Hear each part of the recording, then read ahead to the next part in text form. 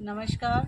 आज हम एक प्लांट के बारे में बात कर रहे हैं। ये जंगली प्लांट है और इसका नाम जो है केप गूसबेरी है, और या फिर इसको जैसे हिंदी में रसभरी भी कहते हैं।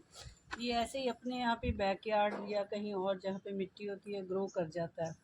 लेकिन इसका जो फ्रूट होता है ना, वो बहुत ही बेनिफिशियल होता है। उसके में न्यूट्रिएंट्स बहुत ज़्यादा होते हैं, बहुत टेस्टी होता है, थोड़ा खट्टा मीठा उसका टेस्ट होता है। और ये जब राइप हो जाता है तो ये इस तरह का फ्रूट होता है, लेकिन ये अभी कच्चा है। इसलिए इसका जो आउटर कवरिंग है, ये जिससे ये कवर्ड होता है, इसको हस्क कहते हैं। ये अभी ग्रीन है, लेकिन जब राइप हो जाएगा तो ये पूरी ब्राउन हो जाएगी और सूख भी जाएगी। और इसके अंदर से एक गोल्डन येलो कलर का जो है फ्रूट मिलेगा हमें। थोड़ा जब बड़ा साइज़ हो जाता है तभी हमें इसको खाना चाहिए, इतने छोटे से को नहीं खाना चाहिए।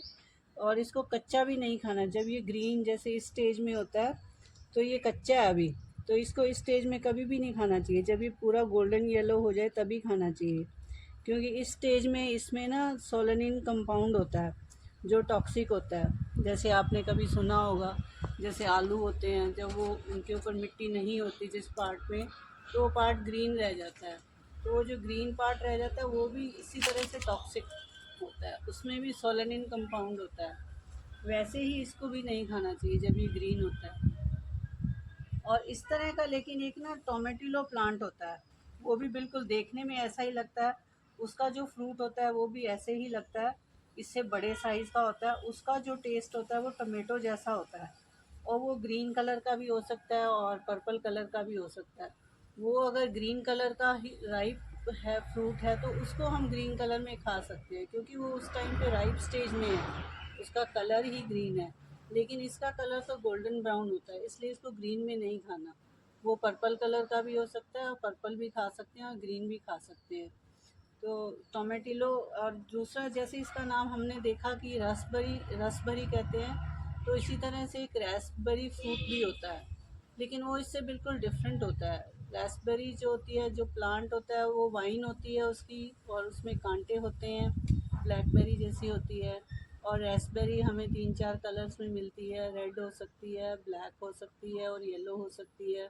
रास्पबेरी की फ़ोटोज़ अभी मैं स्क्रीन पे दिखा दूँगी, और इसकी भी जो राइप फ्रूट होगा उसकी फ़ोटो स्क्रीन पे दिखा दूँगी अभी, क्योंकि राइप हमारे पास है नहीं, तो इसलिए लाइव अभी दिखा नहीं सकते।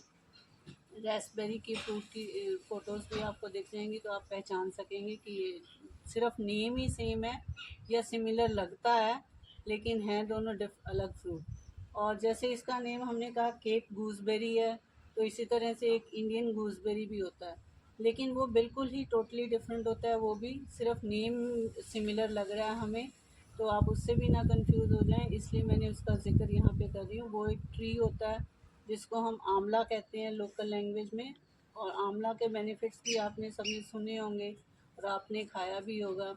अब हम आते हैं इस फ्रूट पे।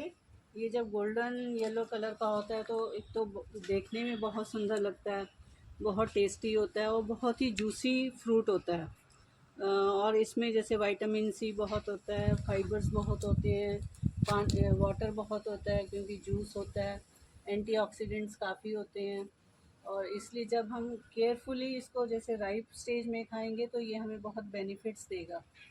तो मुझे उम्मीद है आपको इस प्लांट के फ्रूट प्लांट के बारे में पता चल गया होगा, और आप इसको डिफ्रेंशिएट भी कर पाएंगे कि टोमेटिलो से और रास्पबेरी से और इंडियन गूसबेरी से। Thank you.